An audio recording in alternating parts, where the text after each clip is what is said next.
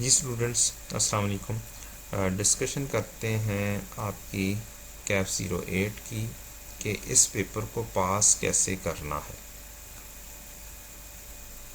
जी बच्चों, अगर मैं बात करूं तो ग्रिड सी आपका 35 से 45 मार्क्स का है। इसके अंदर 3 टॉपिक्स हैं, बजट का, ब्रेक इवन का, डिसीजन मेकिंग का। तीनों जो टॉपिक्स हैं one of tough topics are here. इसमें से कदरे आसान टॉपिक अगर मैं बात करूं तो वो डिसीजन मेकिंग का कह सकते हैं। ताहम क्वेश्चन अब कौन सा चूज़ करना चाहिए सबसे पहले, और फिर किस किस तरीके से किस किस टॉपिक में से हम कितने कितने मार्क्स अचीव कर सकते हैं और कैसे अचीव कर सकते हैं। स्टूडेंट्स की बहुत बड़ी फेलियर की रीज़न है वो पैनिक हो जाता है मुश्किल क्वेश्चंस देख के। मुश्किल क्वेश्चंस के अंदर जो आसानियाँ छुपी होती हैं हम वो भूल जाते हैं कि इसके अंदर कुछ आसानियाँ भी मौजूद होंगी। अगर मैं बात करता चलूँ सबसे इजीली मार्क्स गेटिंग किस टॉपिक में से किए जा सकते हैं, तो मेरे नज़दीक सबसे आसानी से टाइम वैल्यू ऑफ मनी में से ईजीली मोर देन 50%, 60, 70, 80% मार्क्स आराम से अचीव किए जा सकते हैं, जितना मर्जी मुश्किल क्वेश्चन हो। करना क्या है, आपने फॉर्मेट ड्रॉ करना है। फॉर्मेट के अंदर जोन जोन सी चीज़ आपको समझ लगती है उसे लिखना है, पोस्ट करना है। जोन सी चीज़ नहीं समझ लग रही उसकी चीज़ों को एज्यूम करना है। आपने एज्यूम कर लिया, कम से कम अब आप अगले स्टेप करने के काबिल हैं। तो for example time value of money में ही एक लेबर का चीज़ दे देता है। मैं एक अजम्पशन ले रहा हूँ, डिसीजन मेकिंग में लेबर की बात कर देता है। आपको लर्निंग कर्व का कॉन्सेप्ट आता ही नहीं है, आपने पढ़ा ही नहीं या आप भूल चुके हुए हैं। तो लर्निंग कर्व का नहीं पता, कम से कम लेबर तो मालूम करनी है आपने। तो लेबर की कोई भी वैल्यू अज्यूम करें, लेबर रेट को अज्यूम करें और उसके ज़रिए आप लेबर की वैल्यू मालूम कर दें। आपको होगा क्या, 2 मार्क्स कट जाएंगे। 2 मार्क्स कटने के बाद क्या, अब 15 मार्क्स का क्वेश्चन है, आपसे इसी तरीके से 2 3 4 गलतियां हो गई, जो चीज़ नहीं आती हैं, नहीं समझ लग रही है, आपने चीज़ें ज्यूम की, 5 मार्क्स कट जाएंगे। तो 7 मार्क्स कट जाएंगे। कम अज़ कम आप मोर देन 50% तो मार्क्स अचीव करने के काबिल हो जाएंगे। 15 में से 8 9 10 आपने अचीव कर लिए, that is very good score. हमें तकरीबन सारे पे क्वेश्चंस करने हैं। एक बात याद रखें, सारे क्वेश्चंस करने हैं और सारे क्वेश्चंस करके हमें ये मार्क्स अचीव करने हैं 50, कम से कम 55 52 53 जितने आ जाएं। 50 से ऊपर का तो पता नहीं चलता। तो मेरे नज़दीक सबसे आसानी से टाइम वैल्यू ऑफ मनी में से आप इजीली तकरीबन ये 17 मार्क्स का, 18 मार्क्स का, 15 मार्क्स का पूछता है तो आराम से आप 9 1 मार्क्स 8 9 में आप मार्क्स हासिल कर सकते हैं। और इस ग्रिड के अंदर से अगर वो सस्टेनेबिलिटी रिपोर्टिंग नहीं पूछता है, फाइनेंशियल इंस्ट्रूमेंट्स पूछता है और ये पूछता है, तो ये 2 टॉपिक्स ऐसे हैं जिसमें से आप आराम से 12 से 13 मार्क्स हासिल आराम से कर सकते हैं। आगे बढ़ते हैं। दूसरा इजी ग्रिड और इजी टॉपिक क्या हो सकता है। ग्रिड बी, जो जिसमें मार्क्स आप आराम से अचीव कुछ हासिल कर सकते हैं। 25 मिनिमम मैक्सिमम 35 मार्क्स का ये ग्रिड है। इसके अंदर से अक्सर औकात या तो वो मार्जिनल एब्जॉर्प्शन में से क्वेश्चन पूछ लेता है, या वो प्रोसेस कॉस्टिंग में से क्वेश्चन पूछ लेता है, या वो वेरिएंस में से क्वेश्चन पूछ लेता है। और कोई से 2 क्वेश्चन तो उसने एक हिसाब से पूछने ही पूछने हैं ताकि वो 25 मार्क्स को ले जाए, 25 मार्क्स तक पहुंच जाए। तो अब वेरिएंस एनालिसिस ऐसा एक टॉपिक है जो कि 15-16 मार्क्स का आता है। 15-16-17 मार्क्स का वो इसमें से पूछ लेता है। अब वेरिएंस एनालिसिस के अंदर आपको मेजरली क्या करना है, फार्मूलाज लिख लें हैं। सबसे पहले जोन से रिलेटेड फार्मूलाज बन रहे हैं वो लिख दें नंबर 1 पर। नंबर 2 पर अब जोन जोन सी चीज़ समझ लग रही है उस फार्मूलाज के अंदर क्या करें, पुट करें, जिस हद तक आप पुट कर सकते हैं पुट करें। एक चीज़ नहीं समझ लगती है तो फिर अजम्पशंस ले लें, लेकिन कम से कम जो रिक्वायरमेंट है उस रिक्वायरमेंट को कंप्लीट करना है। जब आपने रिक्वायरमेंट कंप्लीट कर दी, 2-3 मार्क्स जो चीज़ अजम्पशन जो चीज़ जो वैल्यूज़ दी हुई हैं उसने उसके आपने खोए, तो आप इस 15-16 में से इन माय ओपिनियन 10 मार्क्स तक जा सकते हैं। तीसरे नंबर पर one of the easiest topic is process costing. At least my students, मेरे स्टूडेंट्स को बहुत सारे टॉपिक्स में से आसान टॉपिक प्रोसेस कॉस्टिंग का लगा। जिस तरीके से दिनान रशीद साहब पढ़ाते हैं बहुत छोटी छोटी एग्जांपल्स के ज़रिए, मैंने भी उसी तरीके से अल्हम्दुलिल्लाह उनको कॉपी करके पढ़ाया।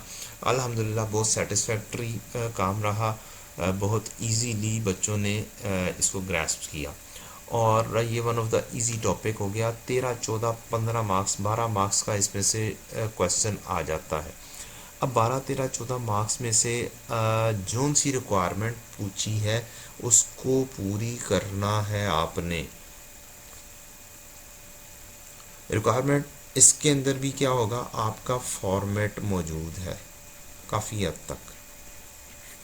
मसलन इक्विवेलेंट यूनिट्स हैं तो इक्विवेलेंट यूनिट्स का मैंने तो एक फॉर्मेट पेट करवाया है, उसके अंदर हम चीज़ें पुट करते हैं और आंसर निकल आते हैं। इक्विवेलेंट यूनिट्स आ गए। प्रोसेस काउंट का एक फॉर्मेट है, प्रोसेस काउंट आपने टी काउंट बना दिया। तो अब उसके अंदर चीज़ों को पुट करते चले जाना है, जोन जोन सी अवेलेबल होती चली जाए। जैसे जैसे आप चीज़ें पुट करते हैं वैसे वैसे आपके आंसर्स, आपके मार्क्स बढ़ते चले जाते हैं और आप आंसर के अंदर भी प्रोग्रेस करते चले जाते हैं। तो ये 14 मार्क्स का क्वेश्चन है, तो इसके अंदर से भी 13, 14, 12 मार्क्स का, तो इसमें से भी मोर देन 50, 60, 70% मार्क्स हासिल किए जा सकते हैं। तो अगर ये 14 मार्क्स का क्वेश्चन है और आपने 60% भी हासिल किया तो ये भी कोई अराउंड 9 मार्क्स आपको दे जाएगा। तो इस एरिया में से बी ग्रेड में से 25 से 35 मार्क्स का जो है, जिसमें से अराउंड 30 मार्क्स के करीब का पेपर आ जाता है, 27, 28, 29, 30, इसमें से आपको गेट करने हैं 17, 18 मार्क्स मिनिमम।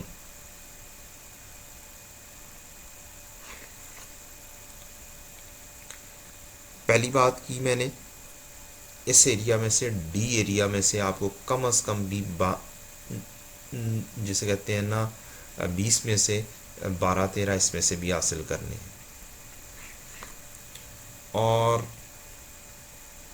इसमें से 17 से 19 मार्क्स आपको हासिल करने हैं।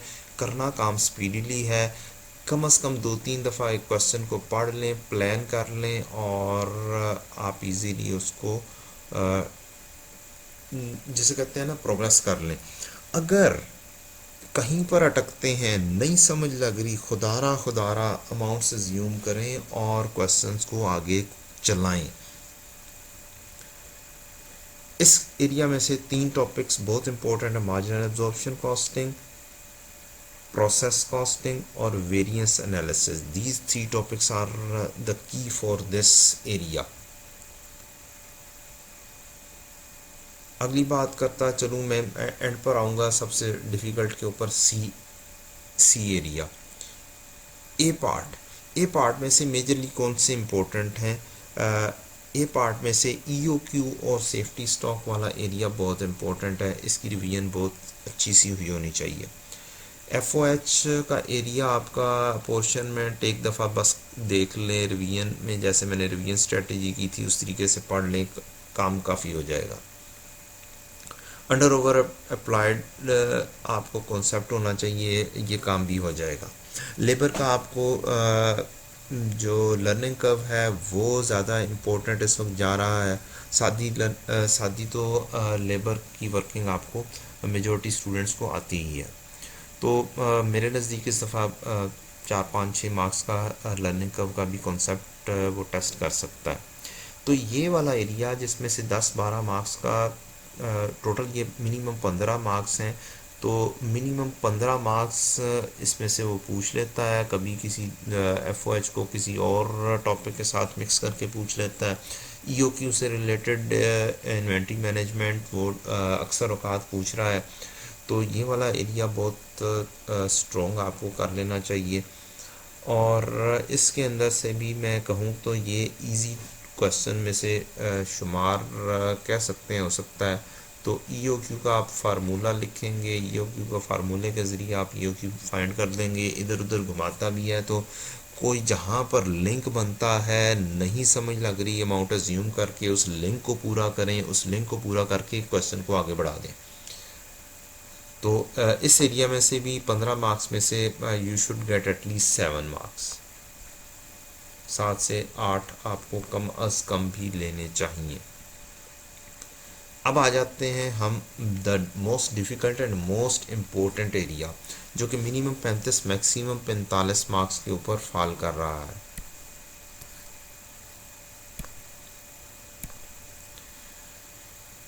अब इसके अंदर कौन कौन सी चीज़, 3 ही टॉपिक्स हैं मेजरली, इन तीनों को बहुत अच्छा सा रिवाइज करें।